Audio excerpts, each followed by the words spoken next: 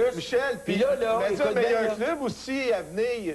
Mais dis des joueurs pour venir ici. ouais. Dans les années 70, là, tout le monde voulait venir jouer pour le Canadien. Pourquoi? Parce qu'ils gagnaient. C'est clair. Bon, mais là, à cette heure, Moi, j'y mettrais... C'est sûr Oui, que mais c'est pas regarde facile. ce qui s'est dit dernièrement. Mario toi, Lemieux, encore aujourd'hui, il dit à On revient Montréal, pas. à Pittsburgh, il y a 3 journalistes Mario- qui suivaient Kovalev. Mario Lemieux, Robida là. à Dallas. Mario ouais, c'est Lemieux, facile de lui, dire ça, là, qui a Mario. joué sur la pression toute sa vie.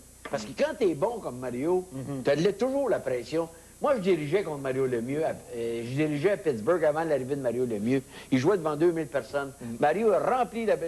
Parce que quand on dit il a gagné la Coupe Stanley, lui, c'est vrai. Parce que quand on dit on va aller chercher, lui, il a gagné la Coupe Stanley. C'était un bon siège. Moi, un bon siège, je sais. Tu dis, il a gagné la Coupe Stanley, ben oui, je vois sa quatrième ligne. Mais Mario Mais lui, Lemieux, c'est lui lui, qui l'a gagné. lui, on a bâti Mais l'équipe quand autour de lui. on l'a repêché, là, à Pittsburgh, là, il n'y avait pas d'équipe. Mais non, zéro. Zéro. Et ça n'aurait pas été pire pour lui de Oh, mais venir time jouer. out, là. Quand on a repêché Crosby, les Pingouins étaient où? Ouais. Mais non, c'est correct. Pas d'équipe. Puis, On se bâtit vite, par exemple? je pense qu'à Montréal, on Ça bâtit plus vite là on que ça mérite bâtissait dans un le temps. des deux, sinon les deux, ça serait le fun en maudit. Ah, Là, mais là, ben voilà, voyons donc, un petit tu peu, rêves là. à- Non, non, non, Ah, regarde, c'est là. quoi le rêve, là? Il n'y a pas de rêve. Comment? C'est pas Pourquoi avoir le deux Cavalier... gars. Mais toi, On va Michel avoir deux Bergeron, gars. pourquoi le Cavalier viendrait jouer à Montréal?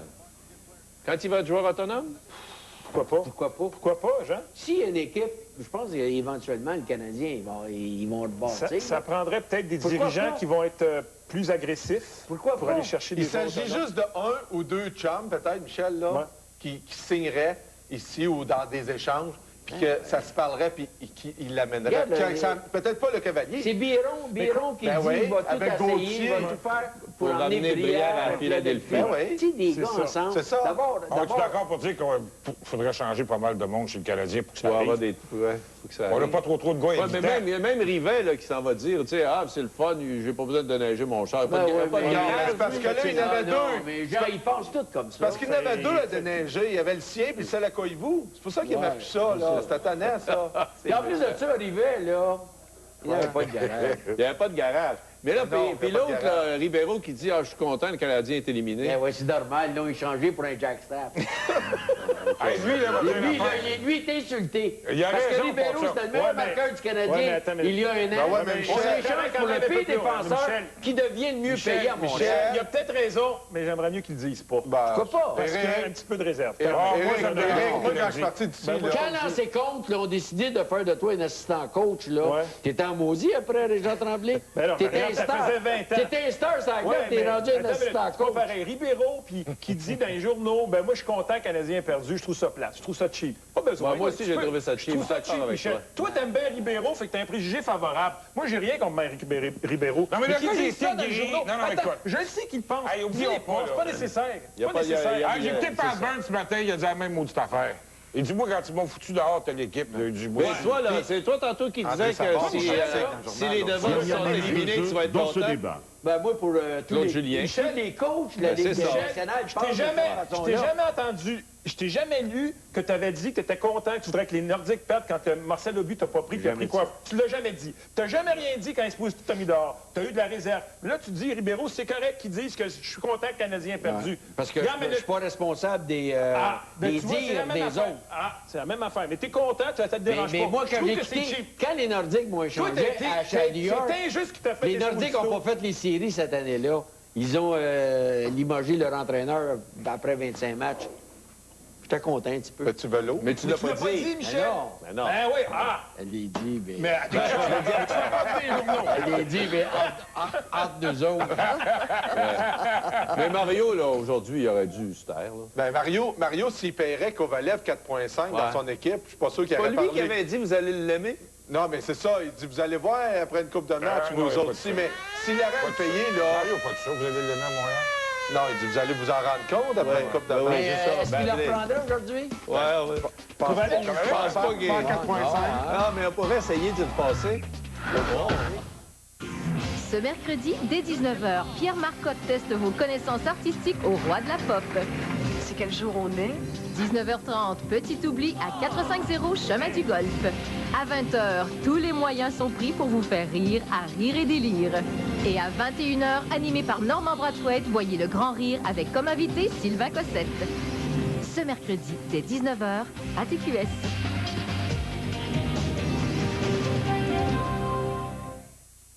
Au motel Pinewood, Je garde mes vêtements pour dormir. Et moi, je garde mes chaussures. c'est toujours vacant. Arrête ça, s'il te plaît. Le 20 avril, David, c'est cette chambre? Ça en a tout l'air. découvrez pourquoi. Il faut qu'on trouve une autre sortie tout de suite. Luke Wilson, Kate Beckinsale, Je t'en prie, David, ne va pas dehors. 911 urgence. Des gens essaient de le tuer. vacant. À l'affiche dès le 20 avril.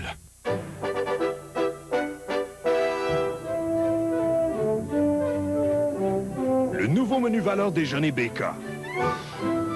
10 choix débutant à seulement $1. Avant la routine, avec le King. Voici la toute nouvelle Dodge Avenger.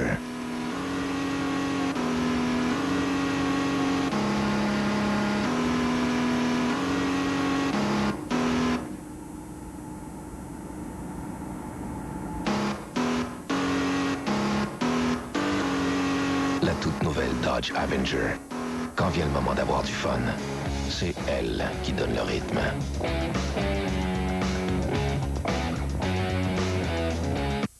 Un procureur, 97% de condamnation, waouh! Doit trouver la faille dans le crime parfait. Il faut que quelqu'un puisse l'arrêter. Pas d'empreinte, pas d'armes, pas de sang. Tout ça, c'était un coup monté. Fracture. À l'affiche dès le 20 avril. Découvrez le nouveau Outlander 2007 chez Trois-Rivières Mitsubishi. Outlander, une conception nouvelle. Plus grand, plus performant, plus économique.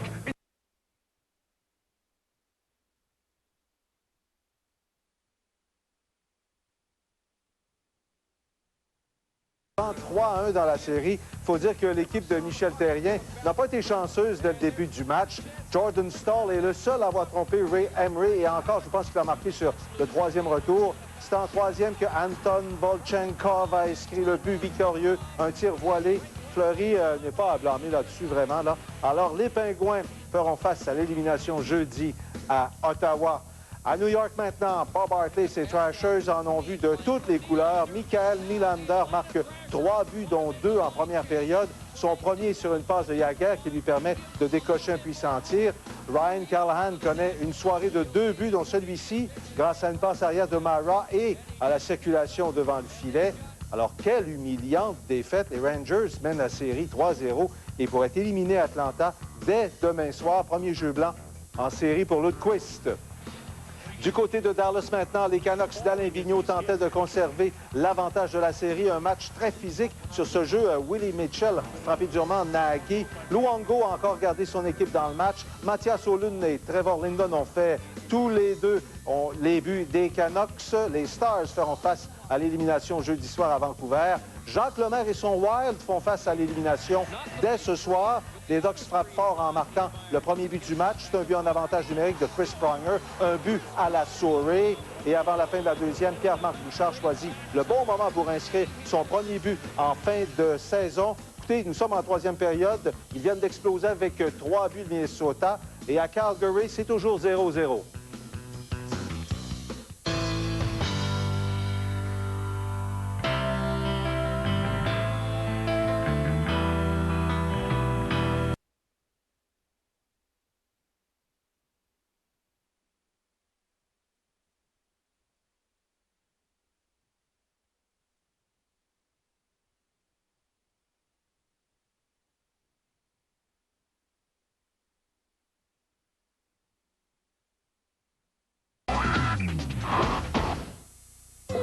Unique au monde, le défi sportif est un événement international où sont réunis des athlètes de l'élite et de la relève de toutes les déficiences. Lors du 24e défi sportif, vous vivrez au rythme des athlètes qui rivalisent, cognent, frappent et gagnent.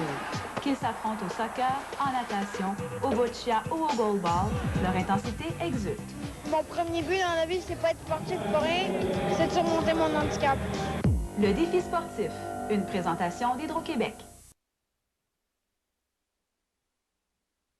Celle qui est survenue à Virginia Tech, on ne peut pas faire autrement que d'essayer d'approfondir la situation avec vous, d'essayer de voir ce que vous retenez ou ce que vous décelez dans la jeunesse, parce que bien souvent, là, ce sont des jeunes qui posent ces gestes-là.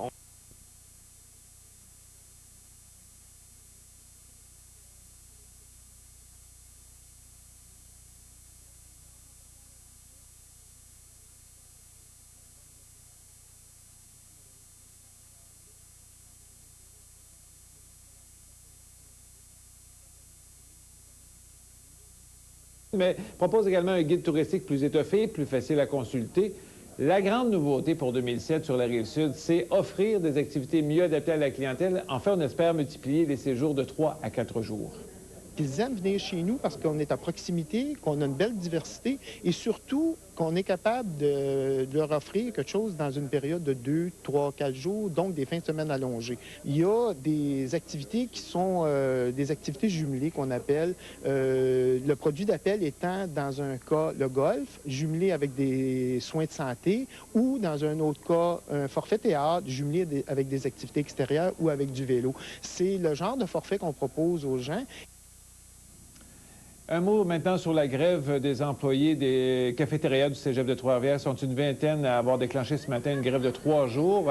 Malgré la grève de 24 heures qu'ils avaient fait en mars dernier, les négociations pour la nouvelle convention collective n'ont pas permis d'en arriver à une entente. Les employés dénoncent l'offre salariale de l'employeur inférieure à celle proposée précédemment.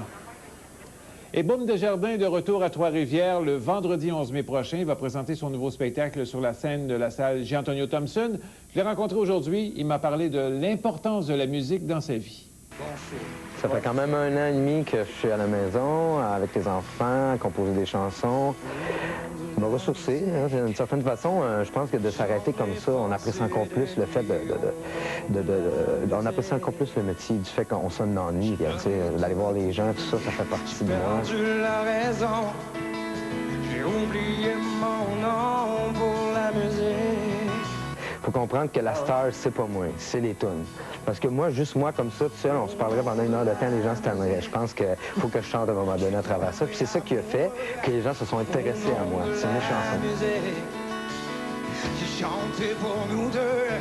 Maintenant, je te demanderais la chanson que tu préfères sur ton album, ce serait laquelle? Il y a 2 nouvelles chansons. Il y a C'est quoi ton nom, qui va être le prochain extrait radio, et On se ressemble tant. C'est une chanson qui raconte un peu comment un parent peut se sentir du jour au lendemain quand tu deviens l'ennemi numéro 1 dans la maison. Nous, on les aime autant depuis qu'ils sont tout petits. On les prend comme ça, puis quand ils ont 18 ans, j'ai l'impression qu'on a le goût de les prendre dans nos bras. Ils sont juste plus grands et plus gros. Je ne t'entends plus rire comme avant. Je cherche ton sourire trop souvent. T'sais, moi, je ressens quelque chose, je le fais chez moi à la maison, tout ça, j'arrive en salle, tout ça, puis je vois le visage des gens qui, finalement, oui, sont peut-être en difficulté avec leur enfant, puis tout ça, puis ils se disent, je suis pas seul, puis tout ça. C'est sûr qu'à travers les années, j'ai compris que la musique, c'était beaucoup plus important qu'on pouvait le prétendre. Les gens utilisent ça, je te dirais pas qu'on fait vivre des thérapies aux gens, mais quand on est choqué, souvent, on va mettre de la musique qui nous défoule, tout ça. Je commence à comprendre l'importance que la musique a dans la vie des gens, et c'est pas juste nous, les musiciens, ceux qui la créons, cette musique-là, qui en profitent, c'est surtout ceux qui l'écoutent aussi. Merci beaucoup. J'ai bien hâte de venir vous voir. Merci. Je cherche à comprendre. Emploi Québec et TQS vous présentent l'offre d'emploi du jour. Une entreprise de Trois-Rivières recherche un coordonnateur ou une coordonnatrice des activités. Il s'agit d'un poste permanent à temps plein de jour, de soir et de fin de semaine.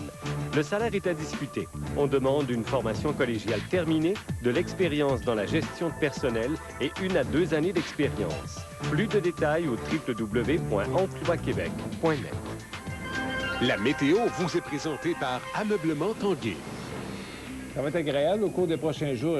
Regardez bien le tableau. Hein? Dégagement tranquillement, généralement ensoleillé pour demain mercredi. Pour jeudi, également ensoleillé avec quelques passages nuageux. Le mercure grimpe tranquillement, mais sûrement. Vendredi, du soleil. Samedi, également du soleil. Et là, le mercure pourra atteindre jusqu'à 18 degrés. C'est l'arrivée du printemps. Je vous souhaite de passer une belle soirée à notre antenne. Le grand journal se poursuit après la pause.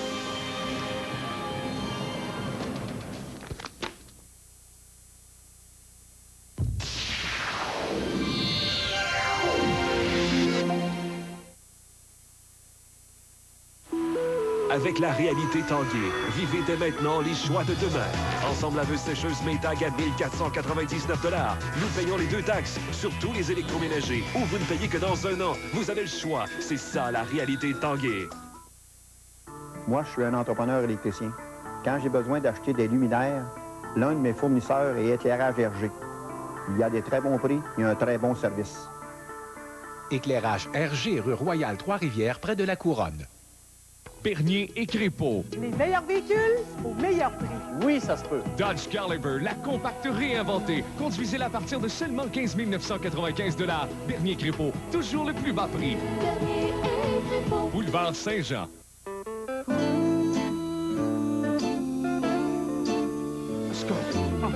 T'es vraiment belle, t'as une belle peau. Je lui ai demandé si elle revenait d'un pays chaud. Elle m'a répondu que non, elle sortait de Laguna. Sans rendez-vous, tu peux y aller quand tu voudras. Ces temps-ci, je suis serré, j'ai pas vraiment beaucoup de cash. Mais c'est pas grave, chez Laguna, ça coûte seulement 5$. T'as pas envie de te déplacer trop loin de chez vous. Arrête de chercher des Laguna, y'en a partout.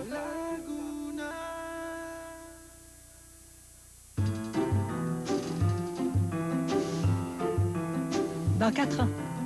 Aussitôt que le petit va être prêt. Ben là, père. Dans 3-4 ans. Dans 1 an. Ça fait 5 ans qu'il dit ça. Nous, ça fait 1 an. Puis on n'aille pas ça pantoute.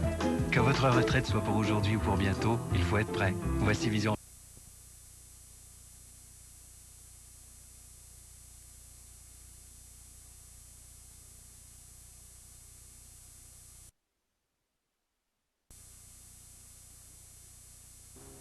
Bonjour.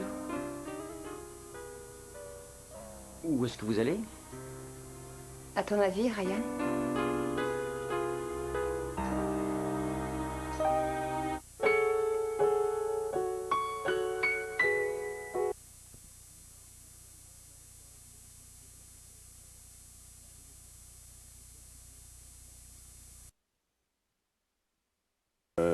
Retrouver dans ce que j'avais sous la main un personnage étonnamment que j'avais jamais vu sur enregistrement. Je me rappelais pas de l'avoir vu à la télé non plus. Donc c'est un personnage qui nous fait réfléchir aussi de par son propos. Pourquoi soudain tu as eu le besoin de venir ici? Est-ce qu'il te manque des chemises? Tu as oublié ta vieille brosse à dents? Je suis pas ici pour récupérer des chemises. Je suis ici parce que je suis chez moi. Et à propos de Philippe? Je me rends compte que ça n'a rien donné de bon. Ma présence là-bas ne se justifiait que par une situation d'urgence. À long terme, ça n'aurait donné aucun résultat. Parce que pour Philippe, ça représente un Oui, problème. mais j'ai réalisé que c'était moi qui moment. allais avoir un problème si je ne partais pas. Je risquais de te perdre. Tu ne m'as pas Je crois que perdu. si j'étais arrivé quelques minutes plus tard, Eh bien, je serais retournée chez mon père, mais maintenant, tu n'es pas prêt de me perdre. Attends, dis-moi encore que tu es de retour. Je suis là pour de bon. Je suis de retour dans ma maison avec la femme que j'aime. Ryan, merci. J'avais si peur de ne plus jamais pouvoir te serrer dans mes bras. Tu ne dois plus avoir peur de ça. Je t'aime, Trisha. Je t'aime aussi. Et maintenant, je vais te dire quelque chose qui va sûrement te plaire.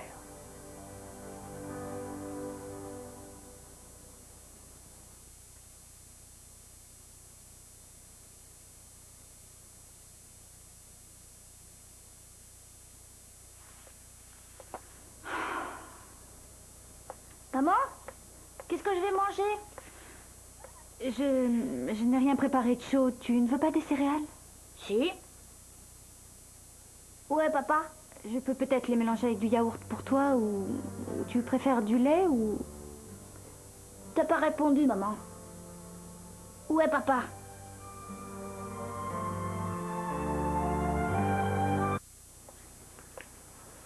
Je sais pas, la première fois que tu m'en as parlé, j'admets que j'y ai pas beaucoup pensé parce que je croyais que si ce projet roumain ne t'intéressait pas, je n'avais pas à me pencher sur la question plus que ça, mais apparemment, quelque chose me dit que tu te laisserais tenter. Il y a, comme je disais, ils ont rappelé.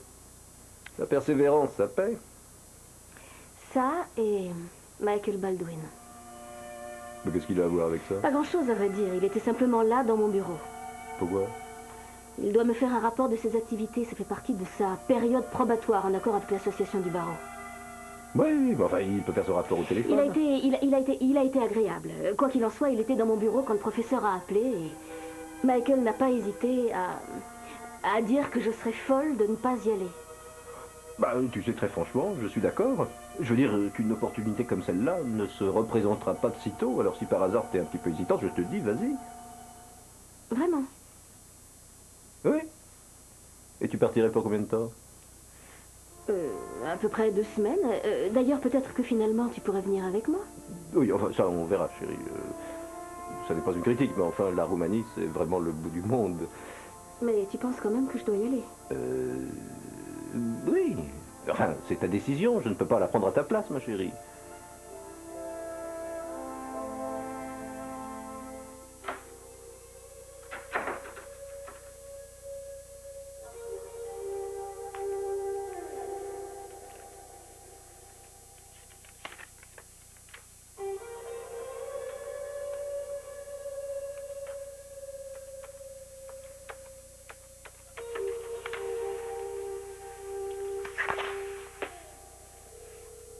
Oh Dieu, je suis complètement fou de passer cet appel.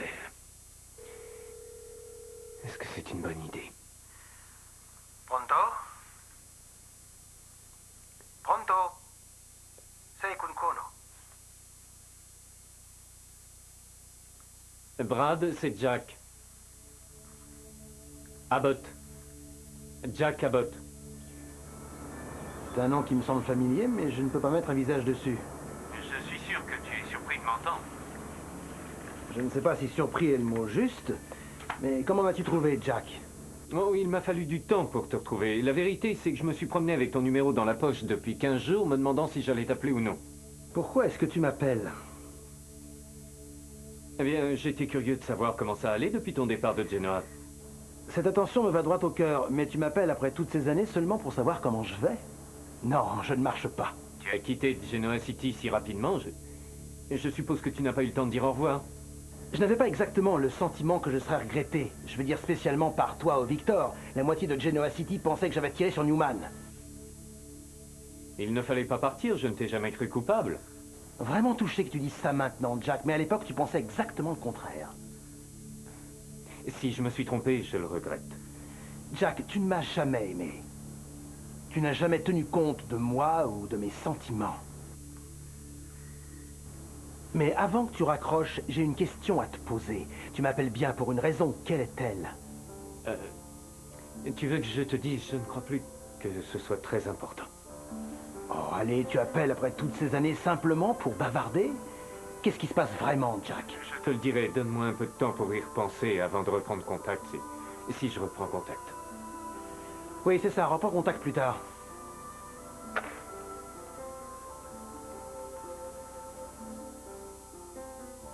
Le moment est mal choisi. Oh Seigneur, est-ce qu'il y aura jamais un bon moment? Pourrais-je jamais réellement me fier à Brad Carlton?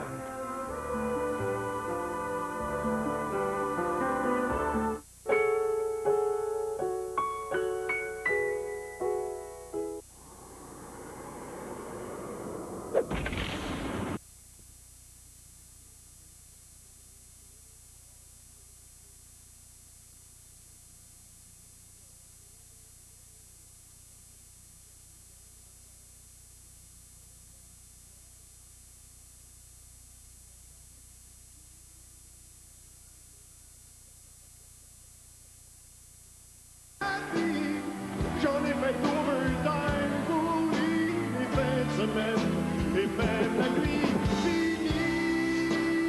Petit changement. Les soirées passées. Ouais, mais c'est 1990. Écoute, c'est juste 20 livres de différence, c'est rien. Ah, mais ça rattrape tout le monde. Ah, que voulez-vous? Ça rattrape tout le monde. Et c'était, en vous voyant ce profil comme ça, c'était le début de la Longueuil. Oui. Ça n'a pas été long en ce qui me concerne. Je passais à Boucherville assez vite. Ah ouais?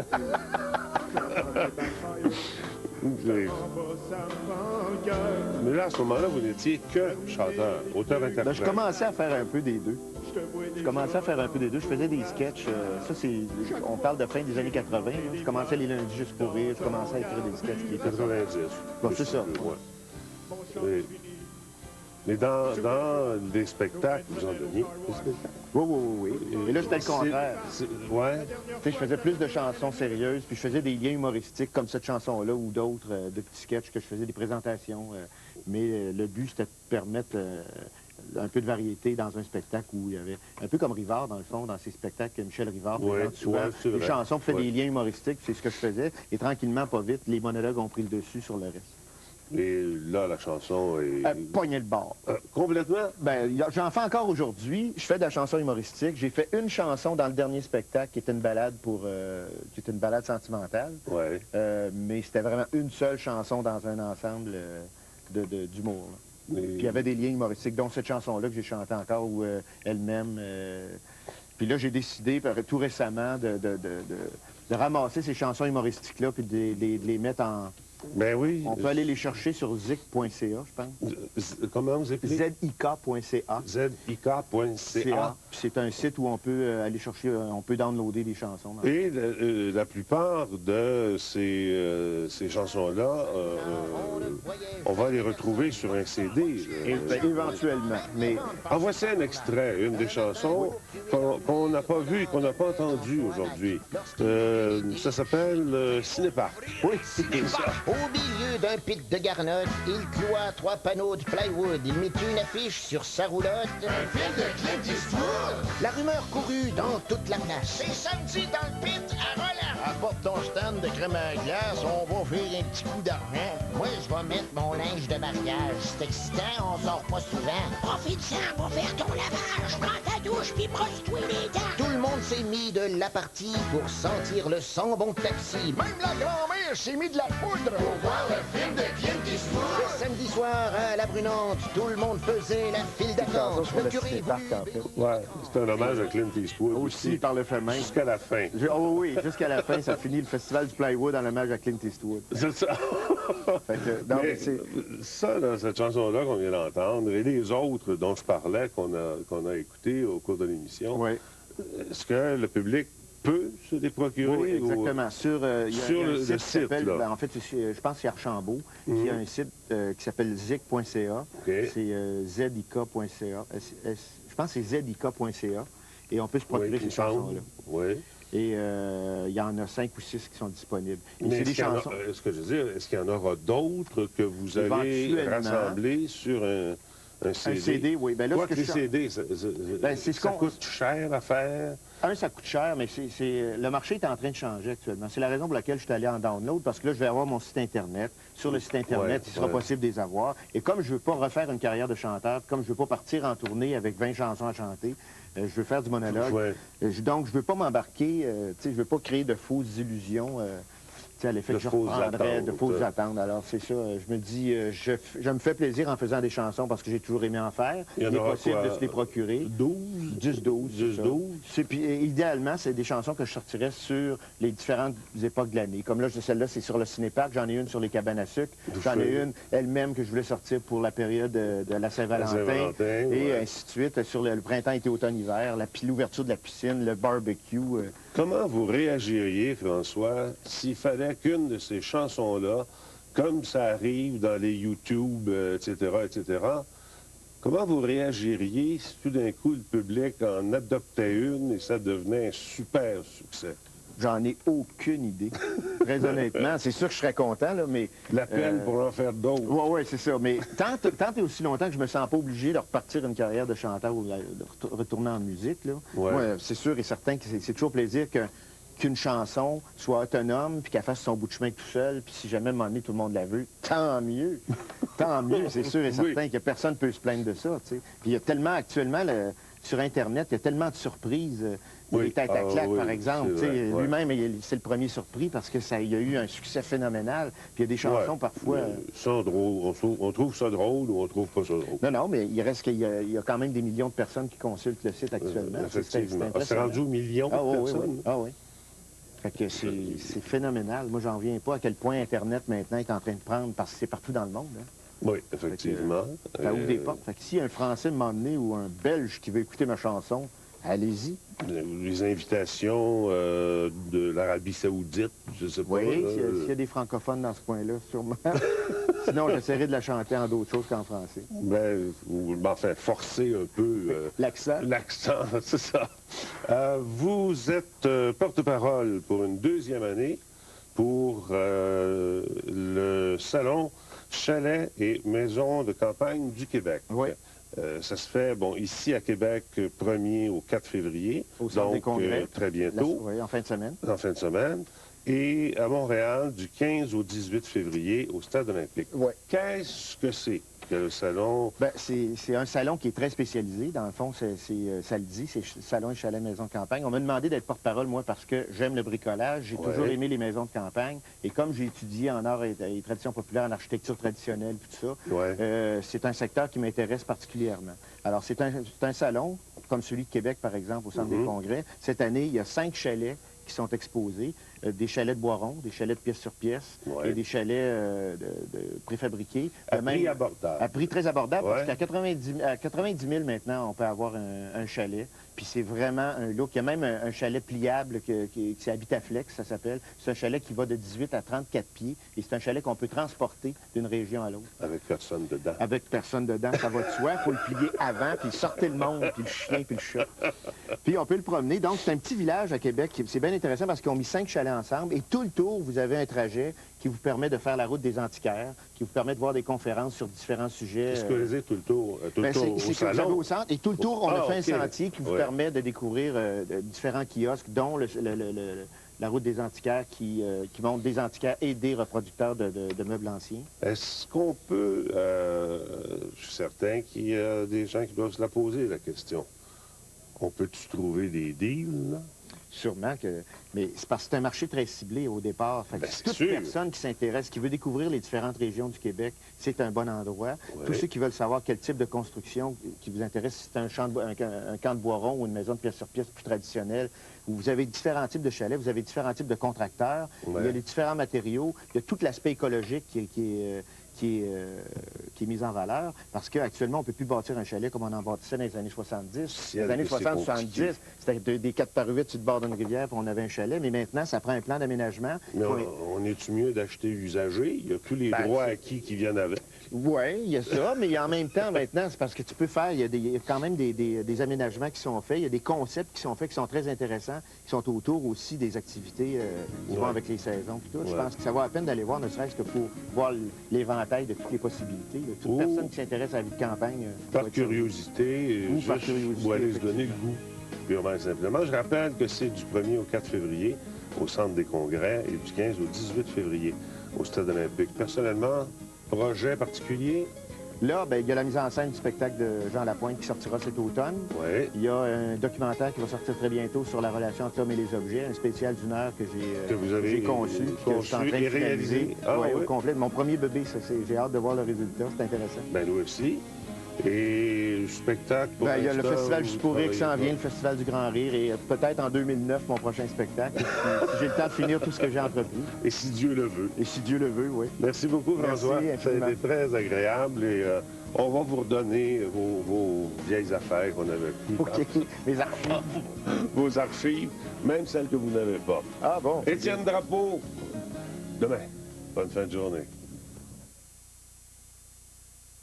Il y a la vitesse et il y a la vitesse sonique. Oral-B Vitality Sonic. Des milliers de vibrations soniques actionnent les soies entrecroisées qui chassent les microbes de la plaque. Pour moins de 29 $. Oral-B Vitality Sonic. Si vous pensez que toutes les piles se ressemblent, réfléchissez à ceci. Quand un hélicoptère d'Airlife Denver décolle, c'est toujours une question de vie ou de mort. Et quand le fonctionnement d'un équipement de première nécessité repose sur une pile, Airlife se fie à Duracell. On s'y fie partout. Tout comme vous, Québecor a décidé d'agir pour l'environnement. À présent, nous utilisons du papier recyclé 100% fibre post-consommation pour imprimer tous les livres en noir et blanc que nous éditons. Au total, 1 milliard de pages seront imprimées annuellement de façon plus écologique. Surveillez bien l'appellation Québecor Enviro. Elle contribuera à épargner des milliers d'arbres chaque année. Québecor, des gestes concrets pour l'environnement. TVA était là. Le 4 avril, Marie-Hélène Thibert lançait son 2e album intitulé Comme ça, déjà certifié or. 3 ans après la sortie de son premier disque certifié triple platine et avec près de 150 concerts à travers la province, la jeune femme de 24 ans nous offre le résultat de plusieurs mois passés en studio. Comme ça, c'est la rencontre de l'immense voix de Marie-Hélène avec les mots et les musiques d'auteurs et de compositeurs de grand talent. TVA au cœur de l'événement. Dans le cadre du concours Regardez le TVA 18h, c'est payant, les gagnants sont Josiane Carignan, 1000 $ chez Planteport, Georges Dumas, 1000 $ en produits bleus lavande, et Rita Garceau, 2400 $ chez les spécialistes de l'électroménager. Félicitations à tous les gagnants. Depuis peu, au marché du Star, nous avons un nouveau délai qui est de 48 heures. C'est exceptionnel dans les stars faits sur mesure. Chaque star est monté à la main avec des matériaux de qualité. Et le fait de fabriquer nos stars nous-mêmes nous permet de vous offrir la garantie à vie sur tous nos produits. C'est toujours plaisant pour nous de voir nos clients quitter avec le sourire. Au marché du Store, les gens font toute la différence. 30 magasins au Québec. Appelez le 800-254-63-77. Renault Dépôt présente la Maison familiale Expo Québec, une réalisation des habitations Boivin. Soyez parmi les 25 finalistes qui se partageront 775 000 $ en prix, dont une Ford Fusion de Desjardins Autocollection et cette magnifique résidence. Plus vous achetez tôt, plus vous avez de chances de gagner. Premier tirage le 27 avril prochain. Billets disponibles chez Ameublement Tanguay, Renault Dépôt, les restaurants normandins, les pharmacies Brunet et chez La Tulipe. La Maison familiale au profit de la Fondation Maurice Tanguay, une présentation de Renault Dépôt. La série culte des années 80. Pas de panique, la meilleure équipe de Miami est là. J'espère vraiment que t'as raison, parce que si t'as tort, on va passer une soirée amusante. Deux flics à Miami, du lundi au jeudi, 13h à Mystère. Patrick Groux, l'humoriste et chanteur, il nous a présenté son album il y a quelques temps de cela. Il nous présente son nouveau spectacle. Donc, lui sur scène, avec ses musiciens, la chanson. Ne manquez pas également la chronique littéraire Clément Morin avec Katia Courteau. C'est la pire tragédie du genre à être survenue aux États-Unis. Puis malheureusement, ça nous rappelle ce qui s'est passé aussi chez nous. Pourrions-nous faire face à pareil événement à nouveau? Vos réactions sur cette tragédie et cette tuerie, rendez-vous 12h30. 9 millions d'Américains, 7,5 millions de Français ont déjà passé une soirée en prison. À qui la faute? La Grande Évasion est de retour. Mardi 21h, dès le 1er mai à TVA. Le mardi 17 avril. Bon midi. D'abord, c'est un étudiant sud-coréen de 23 ans, celui que vous voyez présentement, Cho Sung-hui, qui est à l'origine du massacre qui a fait 32 morts et 18 blessés hier à l'Institut universitaire Virginia Tech à Blacksburg, en Virginie. Ce matin, il y a une rumeur à l'effet qu'une enseignante d'origine québécoise, Jocelyne Couture-Nowak, qui figurerait parmi les 32 personnes qui ont péri hier lors de cette tuerie. Alors, on n'a pas eu de confirmation encore, ni de la part de l'université, ni de la part des autorités policières. Cela dit, il y a des centaines d'étudiants qui se sont réunis pour une veillée à la mémoire de leurs camarades de classe et professeurs tués hier lors de cette tuerie. Des veillées qui ont aussi été organisées dans les villes limitrophes au campus de l'université. Dans d'autres États également, des étudiants se sont réunis spontanément pour se recueillir à la mémoire des victimes. Et cet après-midi, il y aura une réunion au cours de laquelle assisteront le président des États-Unis, George Bush, et son épouse, Mme Laura. Bonjour Pierre. Bon midi, Pierre. Et cette tragédie nous fait nous remémorer ce qui s'est passé chez nous au Québec. Il n'y a pas si longtemps encore. Hein? Exactement. Il y a quelques mois, pensons au Collège Dawson. Le personnel et les étudiants, Pierre, ont d'ailleurs été secoués par l'annonce de cette nouvelle hier. La direction qui a rencontré les étudiants pour recueillir leurs réactions. Ils ont un peu l'impression, bien entendu, de revivre le 13 septembre dernier. Ils sont touchés, affectés par ces événements, mais ne veulent pas arrêter de vivre pour autant. C'est ce qu'on dit de leur côté. Ils ne souhaitent donc pas de journée d'arrêt, car pour eux, la vie continue. Mais on devine que ces étudiants ont une pensée pour les victimes, pour leur famille également. À 12h30, François Paradis, vous reviendrez là-dessus. Ouais. Et ce qu'on entendait, François, partout aux États-Unis, c'est une autre fusillade. Ouais. Est-ce qu'on peut prévenir ça? Est-ce que c'est faisable un jour et de ça va tellement vite maintenant. Vous avez suivi d'heure en heure à travers nos bulletins d'information, bien sûr, mais aussi à travers le net, hein, ce qui se passait au moment où ça se passait, les blogs, les commentaires entre étudiants de différents campus également. Il n'y a rien qui ne vous échappe à ce moment-là. Est-ce qu'on banalise des événements comme ceux-là? Est-ce qu'on se dit, ben oui, c'est dramatique, mais c'en est un, on ne pouvait rien y faire? Comment peut-on prévenir? Comment peut-on gérer des crises? Comment arriver à savoir que quelqu'un risque de perdre la tête également et de faire mauvais parti et d'y aller d'une tragédie comme celle-là? Vos commentaires à travers l'émission, façon vous aurez à réagir. Si vous avez vécu Dawson notamment et que vous avez envie de parler, vous le ferez aussi. On ouvre nos lignes toutes grandes et puis on essaie de comprendre davantage. 12h30, merci François. Merci. Quand on sait qu'il y a plus d'armes aux États-Unis que la population américaine, quand on sait par exemple, et je lisais ça, que dans des institutions financières ou dans certains États des États-Unis, on vous remet une arme si vous ouvrez un compte bancaire, imaginez-vous. Alors, c'est donc dire que là-bas... Lors d'une visite aux États-Unis, Pierre, je voyais qu'avant d'entrer, on disait il est interdit d'entrer vos armes à feu, déposez-les ici, dans un édifice public du gouvernement. Comme la place pour les parapluies, imaginez-vous. Oui, exactement. Alors, on banalise beaucoup trop les armes aux États-Unis. On y revient au retour avec des témoins là-bas, des enseignants québécois.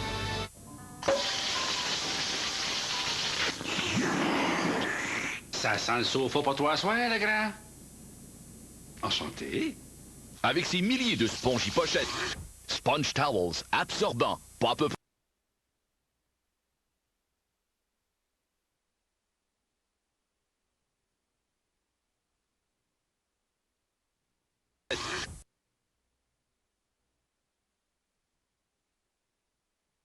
Ces jours de deuil à cet institut. Et puis, on va retrouver là-bas deux professeurs d'origine québécoise qui sont là-bas, France Bélanger et Pierre Couture, professeurs au Virginia Tech et vivant dans la ville de Blacksburg. Bonjour tous les deux. Bonjour. D'abord, permettez-nous de vous offrir les sympathies, parce que je pense que c'est une communauté très serrée là-bas également. Vous viviez auprès de ces jeunes-là, auprès de ces gens-là. Vous les connaissiez probablement pour plusieurs. Et on me dit même, et vous allez peut-être pouvoir nous confirmer ce matin, est-ce vrai qu'il y aurait une enseignante, d'origine québécoise qui serait parmi les victimes? Écoutez, il y a effectivement une enseignante qui porte le nom de Couture. Novak. Oui. Mais c'est à peu près tout ce qu'on sait à ce moment-ci. Est-ce qu'on l'a confirmé auprès des autorités de l'université ou encore des autorités policières? Non, en fait, on n'a pas de confirmation. Ça nous donne une idée de qui devient cette tuerie-là, mais aussi, ce qui est important de savoir, c'est qu'il était bel et bien un étudiant de l'université, qu'il vivait en dortoir. Les policiers ont pu accéder à ses papiers, à son ordinateur, et au cours des prochaines heures, certains, on va nous en donner davantage, parce que c'est un peu le sentiment qu'on avait. Il nous manque encore des informations sur ses motifs. Oui, parce qu'il y a encore beaucoup de questions en suspens. Dès hier, vous nous avez parlé de deux événements différents produits dans deux pavillons, le dortoir et le pavillon en question. Et il s'est déroulé un temps de 2h15 entre les deux événements.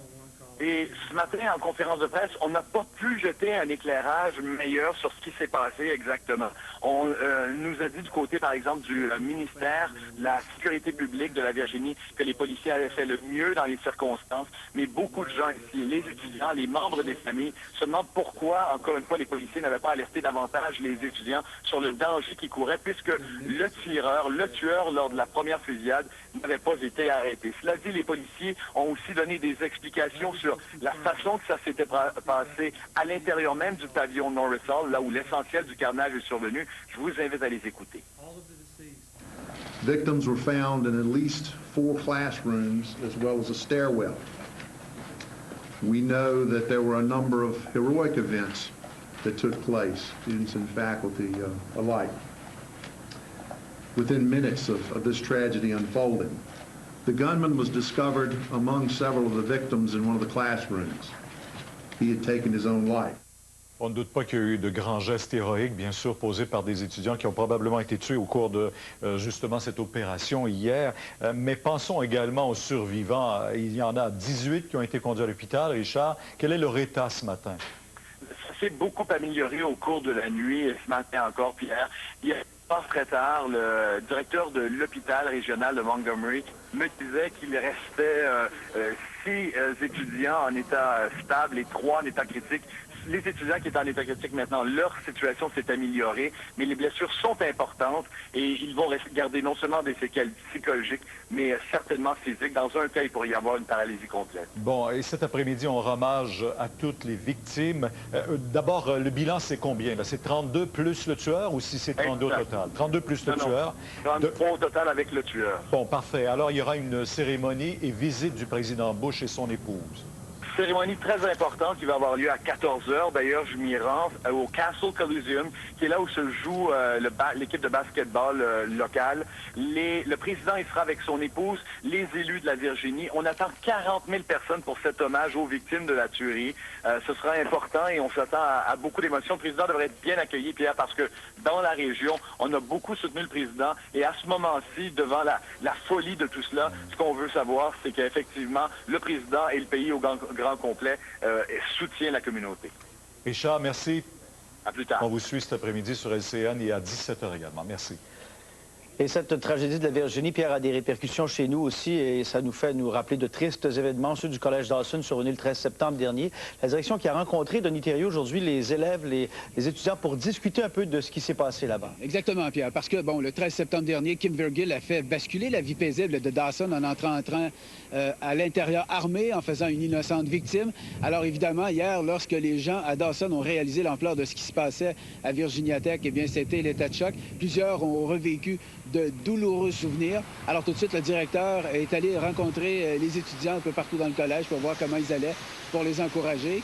Également, l'association étudiante qui avait organisé une grande mobilisation après les événements du 13 septembre dernier pour aider tout le monde à passer au travers, eh bien, souhaite que là-bas, il se passe un peu la même chose. On va écouter à la fois le directeur et un représentant de l'association étudiante. On sait que c'est la fatalité qui frappe et qu'on ne peut rien y faire. Donc, bien que ça nous bouleverse, bien que ça nous attriste, on a un certain détachement. Je parle d'après ce que j'ai moi-même ressenti et d'après ce que j'ai vu autour de moi. Les étudiants, hier, ont exprimé leur désarroi, ont exprimé leur tristesse, leur incompréhension surtout. On espère un peu aussi qu'ils puissent faire un peu comme nous, la communauté puisse revenir ensemble, puis s'aider entre eux pour passer ces moments-là. Je veux dire, c'est un deuil pour un certain moment, mais je pense que c'est vraiment le sens de la communauté, nous autres, qui nous ont aidés à Dawson. On espère que la même chose puisse arriver à Virginia Tech. Des étudiants qui disaient aussi la vie continue malheureusement et on ne demande pas de journée d'arrêt nécessairement, Denis. Pas de journée d'arrêt, Pierre, mais peut-être quelques façons de faire part de leur sympathie aux étudiants du côté de Virginia Tech. Par exemple, peut-être une minute de silence. On pense même à Dawson à faire une banderole où les élèves de Dawson, les étudiants de Dawson pourront écrire des messages de sympathie. Le tout sera envoyé là-bas. Merci, Denis. Au revoir. Bonjour. Hier, on vient de me confirmer le décès donc de cette enseignante québécoise qui est au nombre des 32 victimes. Il s'agit donc de Justine Couture-Nowak, une professeure originaire de Montréal qui est décédée donc dans la tuerie. C'est son mari, Jerzy Nowak, lui-même professeur là-bas au département d'agriculture, qui a confirmé la nouvelle au Globe and Mail sur le site Internet. Qu'est-ce qui peut motiver un tueur à poser un geste pareil? C'est la question qu'on devrait poser à Gilles Chamberlain, qui est psychiatre et directeur des services professionnels de l'Institut Philippe Pinel. Monsieur Chamberlain, bonjour. Bonjour, M. Bruno. On se demande toujours, d'abord, parce qu'on parle du même tueur, deux événements, qu'est-ce qui peut motiver à faire autant de victimes? Il y a deux grandes catégories. Il y a les individus qui sont en psychose, qui ne sont pas en contact avec la réalité, qui peuvent s'imaginer des choses, délirer et qui peuvent même avoir des hallucinations qui vont les pousser dans un sens comme ça. Des gens qui se sentent persécutés. Et il y a l'autre catégorie, c'est des gens qui sont, j'ai envie de dire, tout simplement envahis par la colère, une espèce de rage qui va s'exprimer d'une façon qu'ils ne pourront pas contrôler, qui vont exprimer d'une façon qui va déborder. L'exemple que je donnerais, c'est un kamikaze. Ça prend énormément de colère pour que la colère soit supérieure à notre vie. Oui. Des gens qui peuvent être tellement enragés que le désir de faire du mal va être supérieur à même rester en vie. Je veux bien comprendre, mais là, on parle de deux gestes. Un premier, et il se passe 2h30. Il n'y a pas le temps de refroidir les esprits qui posent un geste encore plus dramatique après? C'est assez inhabituel. Puis je dirais même que le fait que les deux gestes soient séparés, on ne peut pas parler d'une espèce de pulsion que quelqu'un a déchargée, puisque dans un premier temps, on semble plutôt s'orienter vers quelqu'un qui cherchait des gens en particulier. Donc, on parle d'une ex-conjointe, d'une ex-amie. Ça serait assez clair qu'il voulait se venger d'avoir été laissé. Mais un deuxième geste, 2 heures plus tard, c'est très inhabituel. Il faut vraiment que quelqu'un soit très, très en colère à ce moment-là pour aller continuer à défouler défouler cette rage-là sur des gens et se suicider après. Peut-être vivait-il plus qu'un problème. Certains disent qu'il était peut-être un rejet lui-même, étant donné qu'il arrivait là pour apprendre l'anglais aussi. Est-ce que ça pouvait être une difficulté? On ne sait pas, mais en tout cas, toutes les hypothèses sont probablement permises. Effectivement. Ce qui est sûr aussi, c'est qu'on est dans un collège américain où un symbole de réussite, où les gens réussissent, où on a des étudiants qui sont jeunes, en santé, qui réussissent bien, qui ont l'avenir devant eux. Et pour quelqu'un qui se sent rejeté, c'est un symbole qui est encore plus difficile à porter. Donc, c'est quelque chose qui peut peut-être même attiser sa colère. Merci beaucoup, M. Chambon. La fameuse histoire du contrôle des armes à feu. D'ailleurs, la caricature du Devoir de ce matin, regarde-la, là, il nous montre quoi? La statue de la liberté, le revolver en l'air. Puis, en pensant que ça fait partie là, des mœurs, c'est sûr que chez les Américains, il y a beaucoup d'armes à feu. Chez les Canadiens aussi. Bon. C'est pas parce qu'on les contrôle qu'il y a moins de tueurs. Kimber Gill, qui a tué à Dawson l'an dernier, avait une arme proprement enregistrée. Ça change pas, là. Quand t'es fou, t'es fou. Mais fou ou malade. Fou ou malade, mais on pourra jamais les contrôler. On mettra quand même pas des détecteurs de métal à l'entrée de chaque classe. J'ai comme eu le besoin de me protéger. Je sais pas si c'est l'accumulation de ce genre d'événements-là, mais j'ai pas été capable. Mais c'est ça, c'est comme une vitesse folle. Je sais pas, je vais peut-être avoir un contre-coup comme celui que tu as eu hier, mais j'ai senti le besoin de me protéger, contrairement à d'autres occasions, comme à Dawson, par exemple, où je voulais lire. Puis je pense que les jeunes qui ont écrit aussi sur Internet, beaucoup, c'était pour exorciser, pour ventiler quelque chose. Oui, complètement. Puis, moi, c'est drôle parce que, bon, tu parles de Columbine. Moi, j'ai vu le film de Gus Van Sant, Elephant, bon, qui a été critiqué. Il y en a qui ont aimé, il y en a qui n'ont pas aimé ce film-là parce qu'ils trouvaient que c'était d'une froideur. Mais moi, maintenant que j'entends, il rappelle les faits à sa façon, avec une fiction, ce qui aurait pu se passer à Columbine. Mais c'est vraiment une fiction. Mais moi, quand je suis sortie du visionnement de ce film-là, j'en ai eu pour plusieurs heures à marcher dans la rue et à être vraiment dans un état second et à me dire, on est tous responsables de ce qui s'est passé là-bas. De la rage de ces garçons-là. Oui, et là, aujourd'hui, déjà, on commence à avoir des informations. Qui est ce tueur-là? Pourquoi on essaie d'analyser? Puis j'en reviens toujours à Elephant, ce film-là, me dire on est tous responsables de ce qui arrive là. Il y a des cris du cœur qui sont lancés par des gens qui sont en détresse et on ne les entend pas. Et moi, ça me trouble à chaque fois. Et c'est intéressant. Je trouve que ça met plus que jamais en valeur, ou en tout cas le besoin de l'art à ce moment-là. Tu parles du cinéma. Oui, c'est une fiction qui m'a fait réaliser à quel point on avait une part de responsabilité. Et d'une certaine façon, ça fait du bien. Moi, j'ai sur ma table de chevet depuis plusieurs mois le livre de Lionel Shriver, cette américaine, le livre qui s'appelle « Il faut qu'on parle » de Kevin. Qui est un best-seller dont on entend beaucoup parler. Pierre Folliat, il fait allusion ce matin dans son papier parce que c'est justement un drame un peu semblable, comme celui de Columbine et bien d'autres, qui se préparent, mais c'est l'histoire vue par la mère du jeune garçon, parce qu'on pense souvent aux parents et tout ça. Et je l'ai sur ma table de chevet depuis plusieurs mois, parce qu'on dit que c'est un livre fantastique. Et là, je pense que ça va me prendre encore plusieurs mois avant d'être capable de le lire. Mais en même temps, tu dis qu'Elephant, toi, ça t'a fait du bien. Peut-être que je devrais le lire maintenant. C'est un coup de poing, mais en même temps, ça me fait réaliser qu'on juge très rapidement dans des événements comme ça. Tout à fait. Je ne sais pas ce que Stephen Harper, lui, lit ces jours-ci, parce que là, il y a une initiative qu'il faut absolument, que moi, je veux saluer, que je trouve intelligente, pertinente et formidable. Et drôle. Et drôle, tout à fait. Drôle. C'est celle de l'écrivain Yann Martel, l'écrivain canadien, qui s'est retrouvé à Ottawa le 28 mars dernier dans une fête pour célébrer les 50 ans du Conseil des arts du Canada. Et il s'est retrouvé là avec d'autres artistes, évidemment 49 autres artistes, et il a été très déçu de constater, là, déçu, mettons, c'est un mot faible, de constater qu'il y avait, entre autres, juste Bev Oda, qui est la ministre du Patrimoine, qui était évidemment la ministre qui était obligée d'être là. Stephen Harper a fait une brève apparition, mais semblait pas trop intéressé à être là. Enfin, donc le manque de vision pour la culture de Stephen Harper, qui est noté aussi par l'Union des écrivains du Québec, qui manifestait hier sur la colline parlementaire à Ottawa, Stanley Péan en tête. Les artistes commencent un petit peu à trouver que Stephen Harper, il manque, là. Mettons que c'est pas sa priorité. Mettons, tu l'as bien dit, c'est ça. Alors, là, Yann Martel, samedi dernier, dans le Globe and Mail, publie une lettre ouverte qui s'adresse à Stephen Harper et il lance une idée que je trouve absolument formidable. Il a décidé d'envoyer toutes les 2 semaines un livre à Stephen Harper pour qu'il lise. Il va accompagner son livre d'une lettre pour qu'ils comprennent l'importance de la culture, pas juste des livres canadiens, hein, des livres de partout dans le monde, pour le culturer. Non, il dit... et Yann Martel dit qu'il ferait pas ça comme ça parce que ce serait arrogant. Mais je trouve son idée formidable et on pourra suivre la saga, si on veut, à l'adresse whatisstephenharperreading.ca. Alors, l'initiative va se faire pour vrai et je trouve ça formidable parce que Yann Martel a fait un calcul très intéressant. Il a décortiqué les 182 millions du budget du Conseil des arts du Canada pour la prochaine année et il a divisé ça par le nombre de Canadiens et ça a donné 5,50 $ par Canadien seulement. Et Yann Martel dit, avec raison, je pense, qu'il y a bien des gens pour qui ça représente le budget pour un café dans une journée ou pour un stationnement. Alors, c'est l'importance que Stephen Harper donne à la culture.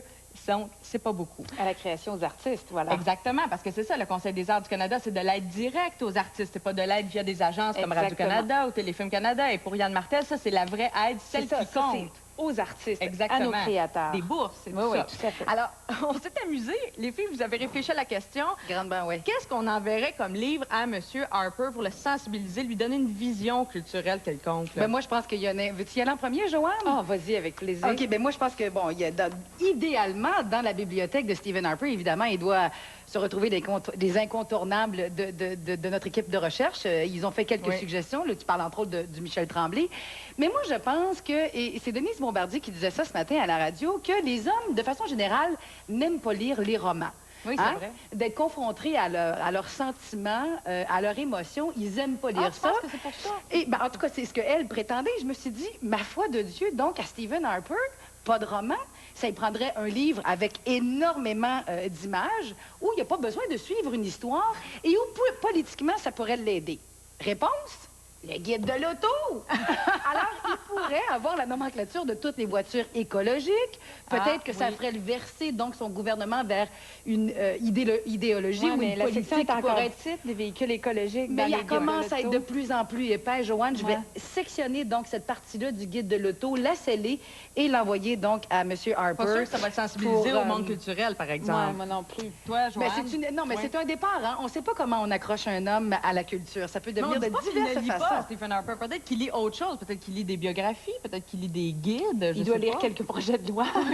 Parce qu'il n'y a sûrement pas beaucoup de temps non plus pour la lecture. Moi, ce que je vais lui offrir, quand il va avoir du temps et des vacances, j'ai pensé à plein de choses. Bon, on parlait des œuvres de Michel Tremblay. J'ai pensé à Salut Galarno aussi, ou à Nikolski, entre autres, un roman beaucoup plus récent dans la littérature québécoise qui vraiment démontre beaucoup, beaucoup de créativité. Mais j'ai pensé à Suzanne Sontag, parce qu'on est vraiment dans l'aile gauche des essais, mais mon préféré, ce serait l'œuvre complète de Shakespeare. Pourquoi donc? Ben, parce qu'il y a quelques histoires, dans Shakespeare, qui nous montrent qu'il y a certaines guerres qui sont inutiles, certains jeux de pouvoir qui amènent parfois à des conclusions plutôt désastreuses. Et il faut parfois aussi laisser la place aux gens qui nous entourent. Shakespeare a donné plusieurs leçons. Mais tout est pas mal là. Il n'a pas toujours été écouté, par exemple, par les hommes de pouvoir. Toi, mais je trouve que pour un homme de pouvoir, Shakespeare est quelqu'un d'intéressant à lire. On a fait un petit sondage maison. Donc, il y a effectivement des livres intéressants qui sont suggérés par l'équipe de la Fosse aux Lions, notamment Les Cerfs-volants de Kaboul, pour mieux faire comprendre les effets de la guerre. Des petits... Il a probablement déjà tout préparé. Il vaut mieux que je file. Tiens, je vais prendre du pain. Bien sûr, je t'en prie. Oui. Tel que je te vois, je parie que tu vas te régaler avec elle. Mais non. Mais si, j'en suis sûre. S'il te plaît, maman, s'il te plaît. Oh, d'accord. Allez, assieds-toi. Maman? Oui? À propos d'hier soir, je ne sais pas ce qui s'est passé, mais je te demande pardon. Ouais, ça n'était pas très joli. En fait, tu sais comment il peut être, comment il réagit. Ne me mets pas entre vous, Michael. D'accord, tu as raison, je suis navré que tu aies vu cette... Ça ne me concerne pas. Mais il faut peut-être mieux que je lui parle, tu sais où il est? Il n'est pas rentré chez lui hier soir, j'ai appelé à son appartement, personne n'a répondu. Il est au bureau? J'ai appelé, mais ils ne l'ont pas vu. C'est pas vrai. Il faut que j'y fasse un saut. Il devrait être avec moi, comme par hasard, il n'est pas là. Ne le juge pas.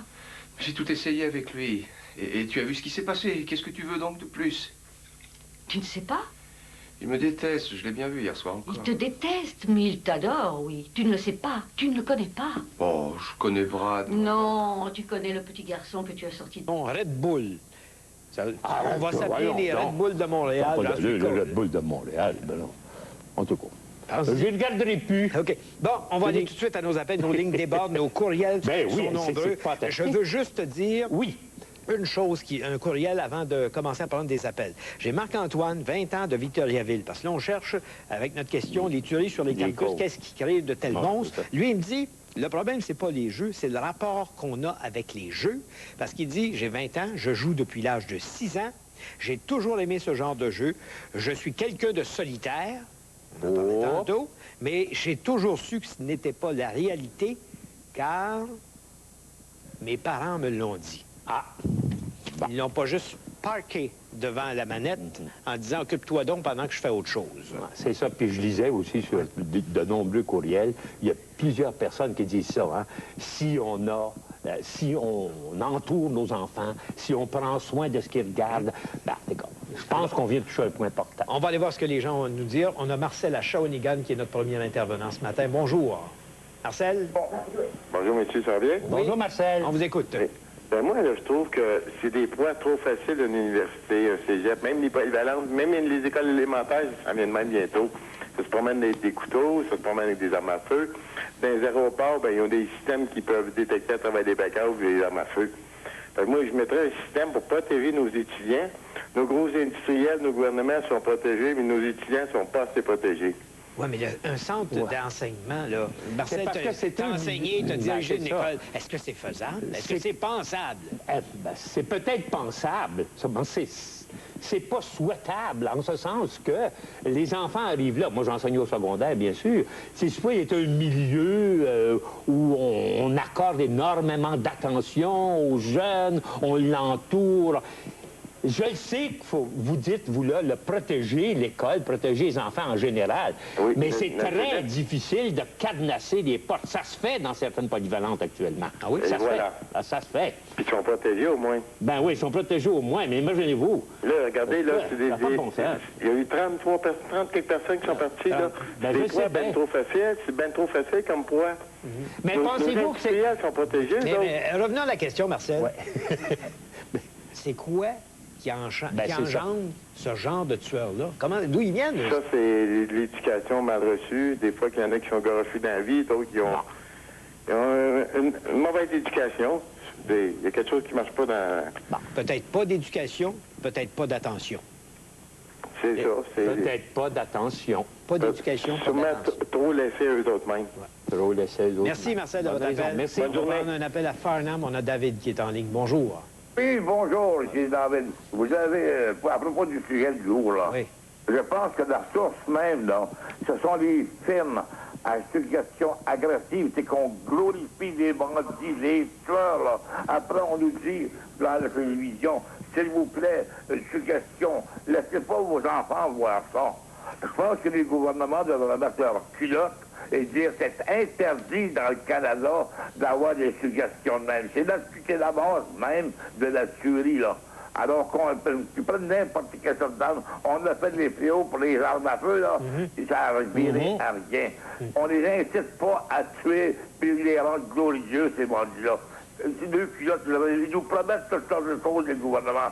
Tu mets donc quoi pour les protéger, nos enfants?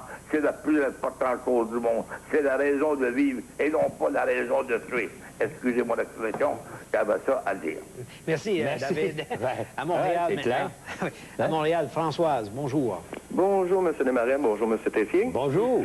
Oui, moi, je dirais que c'est les premières générations d'enfants rois. Ah! Expliquez-vous là-dessus. Oui, enfant roi, pour vous, ça veut dire quoi? Ça veut dire quoi? Ça veut dire que, ça, des enfants, là, bon, ils piquent des crises pour avoir des choses, puis ils finissent tout le temps par les avoir. Quand ils vivent plus avec leurs parents, regarde, là, c'est des grosses universités, puis des affaires de même, bien souvent, bon, ils sont en commune, dans les dortoirs, des affaires de même, ils n'ont plus de relation bien avec leurs parents. Puis, il me semble, ça doit être frustrant quand tu es habitué de te faire dire oui. Ouais.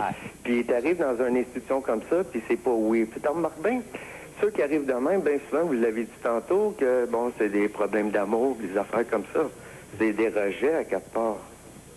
Ils sont pas habitués à ça. Oui, mais c'est pas nouveau que des enfants aillent étudier dans une forme de pensionnat pour apprendre, être éloignés momentanément de leur famille. Il n'y a rien de nouveau là-dedans. Là. C'est pas nouveau, mais la mentalité des parents, ils ont changé aussi.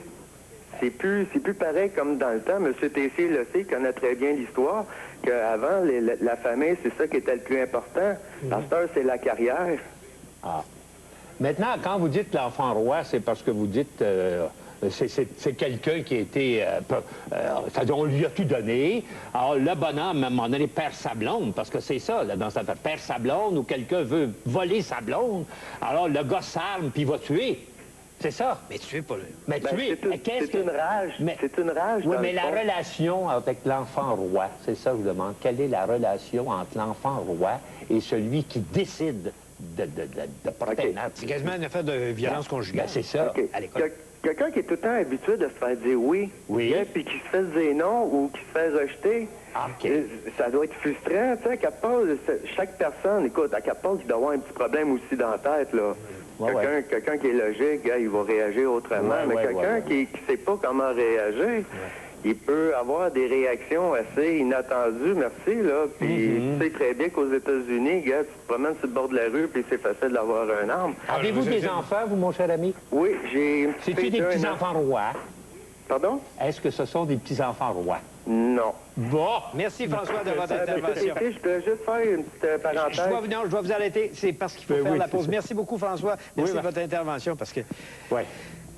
Pense-y, l'enfant roi. Il y a peut-être un peu raison. Se faire dire non, c'est dur maintenant, surtout quand tu as tout eu. Malheureusement, pour ceux qui nous écoutent en reprise le soir, c'est déjà tout le temps qu'on avait. L'émission complète est diffusée à 9 h tous les matins à l'antenne de TQS. Passez tous et toutes une bonne nuit.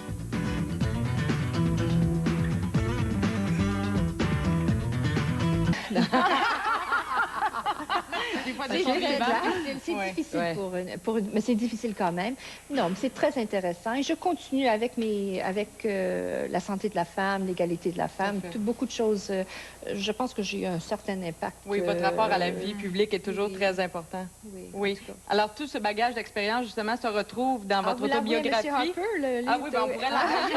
Harper pour garnir sa bibliothèque. C'est l'autobiographie de Maureen McTeer qui est parue il y a quelques années. Et sur le site Internet ostéoporosecanada.ca, on trouve tous les points de vente pour acheter ces bijoux, les perles de sagesse. C'est ça qui finance, entre autres, la recherche pour prévenir. Un beau cadeau pour la fête des mères, c'est ça. Oui, tout à fait. Maureen McTeer, merci d'être passée à la Fosse aux Lions. Merci beaucoup. Merci.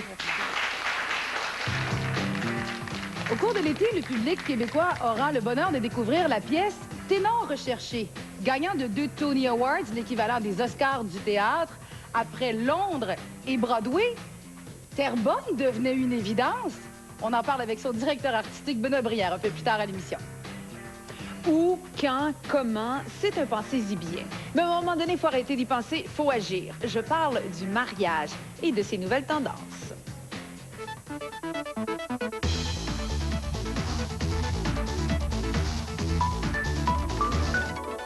Qu'est-ce que je...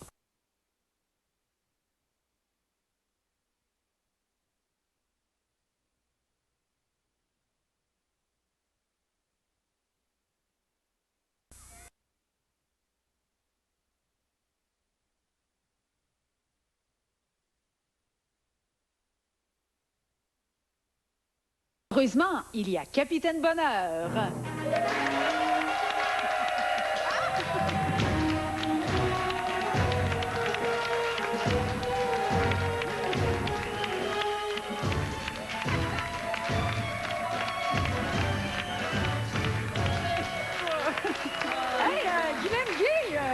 Non, Capitaine Bonheur, Capitaine Bonheur, vous avez volé ma ceinture? Oui, c'est votre ceinture. Oui, ça veut dire qu'elle me fait. Mais dites-nous, Capitaine, que faites-vous ici, dans le local de la Fosse aux Lions? Oui. Alors donc, tu l'as dit, Joanne, permets-moi de te tutoyer. Cette grisaille qui s'installe ce printemps, j'ai un printemps qui ne veut pas venir. Et c'est ma raison d'aimer la vie. OK. C'est bon, pareil? Oui, c'est bon.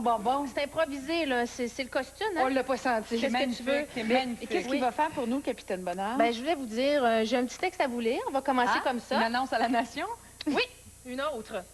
La grisaille s'étant installée dans le ciel et dans nos cœurs, il était grand temps que Capitaine Bonheur vous rende visite. Ah, oui. Dans un monde où tout va vite, surtout sur l'autoroute 20 le vendredi, où la loterie du destin est devenue un scratch and shine, gratter est devenu une célébrité. Oui. Où on utilise plus l'expression « avoir des biens » que « je suis bien ». Oui. Eh bien, j'aimerais prendre 5 minutes de votre précieux temps, parce que je sais que vous avez beaucoup de choses à faire, pour une petite leçon en bonheur. Pour vous, atelier bonheur 101. Est-ce qu'on prend des notes? Prenez des notes à la maison. On va se mettre du bonheur un peu sur nous. Mettez, On va mettre du bonheur partout, partout. là, moi. Là, Alors donc, j'en ai combien d'ingrédients? J'ai 9 ingrédients pour le bonheur. Ah oui? OK. Alors, la recette du bonheur. C'est teinté d'expériences personnelles, il va sans dire, de tranches de vie, etc. Oui. Donc, conseil numéro 1 pour atteindre le bonheur. Oui. Abandonnez-vous. Laissez-vous aller. Bon job, Marie-Soleil. Faites des folies, comme par exemple être en legging en pleine TV. Oui. Quand même. Et c'est pas juste des leggings, là. Il y a l'élastique là en dessous. C'est un vrai, de vrai legging. On dit un lastique, Guylaine. J'ai un lastique. Un lastique. Dans ce cas-là, on peut dire un lastique, je pense. Écoute, c'est tellement pas beau. J'ai l'impression d'être en pyjama en ondes. C'est merveilleux. Merci, je resplendis. Alors donc, abandonnez-vous, faites des folies. J'ai des exemples de folies. Prenez des notes. OK? Oui. Être en legging en télé, ça, c'est votre défi pour la prochaine semaine. Il n'en reste pas gros. Il peut y avoir des variantes dans cette recette-là, peut-être. Hein, aussi. Et des varices aussi. OK. Alors donc, lire un archi dans le métro ou autre affaire de même. Tu sais, une journée sans avoir l'air brillant, là, ça fait du bien. Ben, parle-moi-en. Oui, c'est ça, on le fait souvent. Ça arrive souvent parce que vous avez déjà un ingrédient du bonheur. Oui. Commandez une danoise au lieu de votre traditionnel bagel. Faites des folies, non, mais chacun sa folie. Il y en a pour qui c'est plus difficile que d'autres. C'est de l'audace, ça, là. Oui, écris-le. Audace, bagel égale danoise. Ou encore, faites honte à vos enfants comme moi présentement. Oui. C'est vrai que c'est le fun, Oui, ou bien donc, vous arrivez dans la cour d'école puis vous commencez à faire de la corde à danser. Ça, faire honte à ses enfants, moi, ça me fait rire. Ils sont encore jeunes, ça va être pénible quand ils vont être adolescents. Pour eux, mentionnons-le. Conseil numéro 2. Oui. Faites la paix avec un féculent aujourd'hui. Ça, là, c'est vrai! Ça vient te chercher, Marie, hein? Oh, ça vient te chercher, la coquine. Et choisissez donc le féculent de votre choix. Le linguini. Le linguini et toi? Fais la paix avec ton linguini. On a eu une grosse date hier. Non, je t'en prie. Donc, choisissez donc votre féculent. Le troisième. Le troisième, je vais vous parler de ça. Ça, c'est un vrai bonheur. Hey, ça, là, ça, c'est dangereux, Tu sais de quoi tu sais ce que je vais te dire? Ce sont des amis chiliens qui m'ont parlé de ça, qui en ont fait pour moi quand j'habitais avec eux.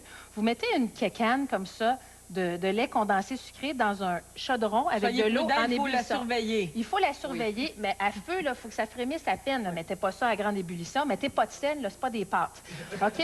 Alors, vous mettez ça dans le chaudron et vous laissez mijoter le tout pendant 2 à 3 heures. Et quand vous ouvrez la canne, on appelle ça du dulce de leche, la douceur du lait. Et ça, c'est un bonheur en canne. Maureen McTeer va être contente. Oui, c'est bon. C'est merveilleux. Bon pour rester au Faites ça avec vos enfants. C'est du lait condensé. Allez, on va vite. Fixez-vous un objectif. Oui. Moi, j'ai fait du stand-up comique dans un bar la semaine dernière. Ça faisait 8 ans que je n'avais pas fait ça. Fixez-vous un objectif réalisable. Ça, là, ça peut être très, très, très motivant. Excusez-vous ou pardonnez à quelqu'un une fois, de quelque chose qui vous grignote depuis un certain... Ça libère, puis ça peut vous faire accéder au bonheur. Faites le ménage de votre garde-robe. Ça fait du bien. Donnez à des gens les vêtements qui vous font plus parce que vous avez mangé trop de bonheur. ou trop de linguini, ou de votre féculent. Commencez la journée par... Et je vais finir par ça. Commencez la journée par une phrase positive. En se levant, moi, je me lève le matin, je me dis « tout est possible ». Alors ça commence une journée possible. Et c'est beau. Je souhaite vraiment du bonheur à tout le monde et le bonheur est près de nous. Moi, je vais t'écouter tout de suite et je vais te demander pardon. Je dois te dire que c'est terminé. OK, j'accepte les excuses, ça ne te grignotera pas. Ah, merci, Capitaine Bonheur. On fait une pause et au retour, un autre espèce de Capitaine Bonheur, Benoît Brière.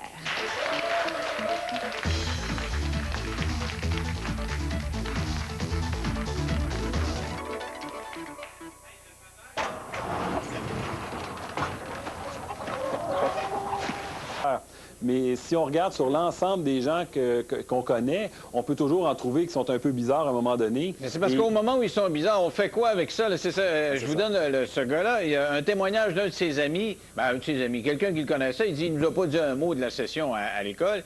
Il dit, quand je lisais ses travaux. Je tombais sur le derrière à voir ça. Ça n'avait pas de bon sens, comme c'était violent. Puis comme c'était déstructuré, c'était surréaliste. Puis on faisait des jokes entre nous sur ses capacités intellectuelles. Et il dit, aujourd'hui, j'en fais plus de jokes. Puis je me dis, comment ça se fait qu'on n'a pas allumé? Il s'est jamais intégré, il n'a jamais parlé à personne. C'était violent, ses affaires. Ça n'avait pas de bon sens comme c'était pété. Puis on n'a rien fait. Ouais. Première des choses, c'est qu'il n'y a pas grand-chose à faire non plus, à part s'inquiéter. On ne peut pas prendre cette personne-là et l'amener de force dans une urgence. C'est comme je disais, il faut... on ne peut pas faire de la prévention en gardant tous les gens qui ont l'air étranges, parce que c'est comme des marmites sous pression. Il y a un paquet de presto qui peuvent être sous pression puis jamais sauter. Donc on est condamné à vivre ça à nauséam? Je ne dis pas qu'on est condamné. Je dis qu'il faut que les services soient accessibles. Il faut que les gens puissent avoir accès à ça. Mais ce que je dis, c'est qu'il ne faut pas que les personnes qui l'ont côtoyé se culpabilisent. Parce que c'est pas si simple que ça d'amener quelqu'un à consulter quand il veut pas. Et il y avait beau avoir des indices qu'on peut lire, mais une fois qu'on est rendu, puis se dire, oui, on avait vu ça, mais de là à dire qu'on aurait pu l'amener de force à consulter et qu'on aurait pu prévenir quelque chose, il y a toute une marche. Donc, ce que je veux dire, c'est que les gens n'ont pas à se culpabiliser. Ils ont fait ce qu'ils pouvaient dans la mesure de leurs moyens.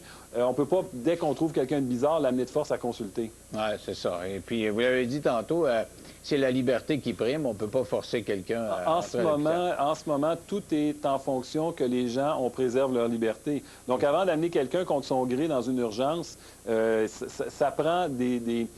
C'est peut-être ça qu'il faudrait reviser, Dr Chamberlain. Hein? Non? Pardon? C'est peut-être ça qu'il faudrait reviser?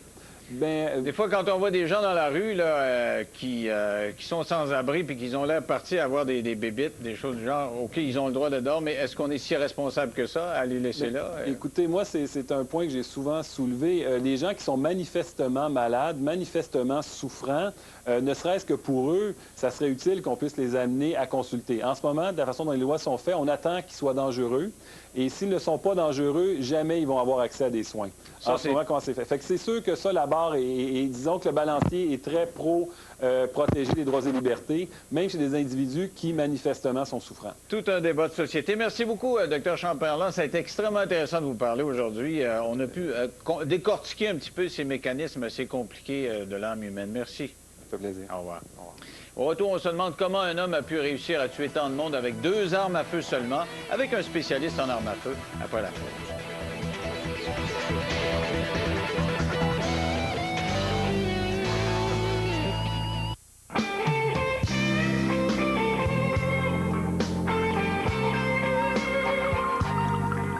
Visionnez des milliers de photos sur votre ordinateur. Écoutez des centaines d'annonces gratuitement. Conversez avec la personne de votre choix. Téléphonez dès maintenant. Un forfait d'essai gratuit vous convaincra. Le réseau Elle et lui. Parce que c'est mieux. Benoît Brière sera immortalisé également à la télé grâce à l'éternel Monsieur B. Accueillons Benoît Brière. Pour les nuits d'amour, pour la plupart des hommes ici présents, c'est juste assez long.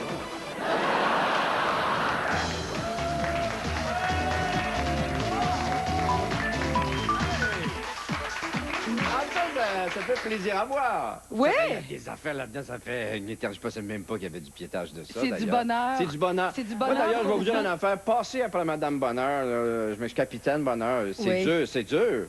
Ah, Il mais n'y a pas un comédien et ou humoriste qui oserait passer après ça. Il faudrait faire une pause. Est-ce que je peux revenir demain? Oh non, tu laisses pas Non. ta place. Parce que- Moi, je pense que vous allez être en mesure de relever ce grand défi. De certainement la meilleure entrevue que vous allez donner de votre carrière. Moi, je partirais comme Sentez-vous à ça. l'aise. Sentez-vous à l'aise.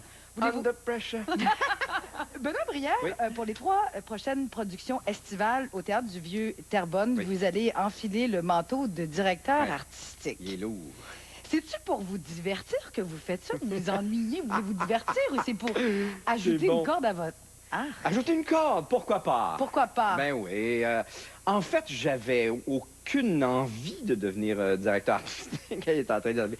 J'avais aucune envie de devenir directeur artistique. Moi, ça faisait pas partie de mon plan de carrière pantoute, ça. Non. Mais à un moment donné, Suzanne Aubin, qui est toujours en poste d'ailleurs, je serai donc co-directeur artistique. En fait, je dirige la saison estivale, qui est en fait la seule production maison du Théâtre du Vieux Terrebonne. C'est un théâtre de diffusion à l'année. Alors, Suzanne m'appelle, me dit, j'aurais envie que tu fasses la direction artistique, mais c'est seulement de l'été. Je me suis dit, tiens. Tu sais, là, dans la vie, à un moment donné, ça nous arrive, les acteurs, d'avoir des productions qu'on dit ça va être le fun. Tu dis oui, tu signes le contrat. Oui. Tu dis c'est pas grave, l'argent, c'est pas payant, c'est pas grave. Puis finalement, tu es un peu déçu. On était un peu déçu, puis tu dis ouais. Alors là, ça arrive assez fréquemment d'entendre des acteurs en coulisses chialer. Puis moi, je me suis dit, c'est fini ce temps-là. Faut arrêter de chialer et faire quelque chose. Alors je me suis dit, c'est facile pour un acteur de dire le show est pas bon, c'est à cause du metteur en scène. Oui. Le texte est pourri. Alors là, en tant que directeur artistique, je me suis dit, je vais arrêter de chialer, je vais faire les affaires. Alors j'ai le choix, je décide, je choisis qu'est-ce qu'on monte, qui va jouer dedans. Et si c'est pas bon, c'est de ma faute. Ben oui!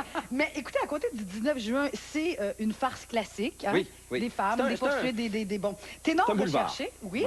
Oui, voilà. Gagnant de 2 Tony Awards, qui est l'équivalent des Oscars, mais pour le théâtre. Oui. Cette pièce-là a été présentée à Londres, à Broadway. Oui. Et Terrebonne devenait une évidence, c'est évident, finalement. bien sûr. Après Broadway... Ken Ludwig, l'auteur, m'a appelé. Il m'a dit, oui, écoute, là, on vient de faire... c'est ça, on vient de faire Broadway. Let's go to Terrebonne.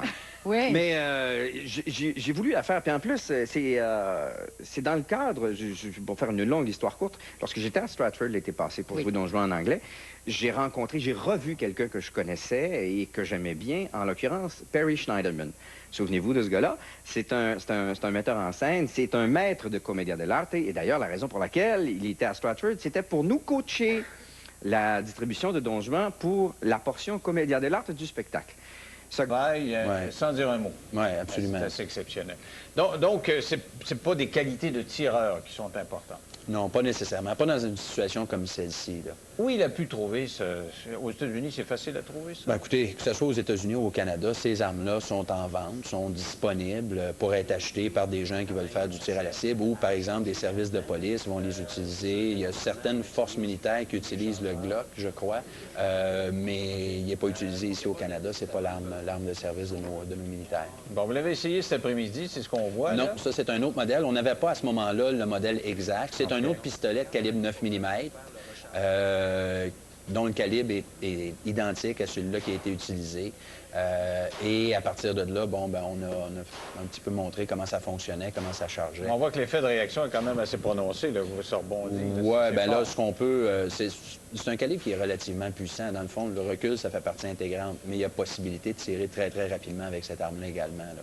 On dit qu'il a payé ça 500 $ et aujourd'hui, sur les lignes ouvertes américaines, on dit il a payé ça avec sa carte de crédit. Au Texas, ce ne serait pas produit comme tel. Qu'est-ce que vous dites de ça? Bien, écoutez, les États ont plusieurs réglementations différentes aux États-Unis. Il y en a qui ont des périodes d'attente, il y en a qui ont des périodes qui remettent l'arme à feu immédiatement à l'acheteur. Bon, il y a des marchés aux puces des armes dans certains États. Le lien entre la rapidité à laquelle il a pu avoir l'arme à feu, je pense que pour moi, rendu ici, puis le gouverneur d'État le disait lui aussi, le contrôle des armes à feu n'a pas de rapport là-dedans, là, à ce stade-ci. La problématique qu'on a, c'est avec un individu qui avait des problématiques au point de vue psychologique. On le voit d'ailleurs, bon, il y avait eu des rapports qui ont été émis, des inquiétudes de la part d'autres élèves qui avaient lu des manuscrits plusieurs mois avant la fusillade, où est-ce que l'individu avait un imaginaire qui était pour le moins assez intense. Donc, on avait un individu qui, pendant une longue période de temps, était en train de mûrir pour faire ce qu'il a fait finalement. L'arme est en matériaux composites. C'est quand même assez particulier, ça. Oui, tout à fait. C'est une espèce de plastique ou quoi? C'est des matériaux composites, donc céramique plastique, qui rend l'arme plus légère. Dans le fond, c'est pour faciliter le port de l'arme pour les policiers, par exemple, qui portent l'arme pendant des heures et des heures. Souvent, bon, vont porter l'arme beaucoup plus qu'ils vont l'utiliser, donc le poids devient un facteur.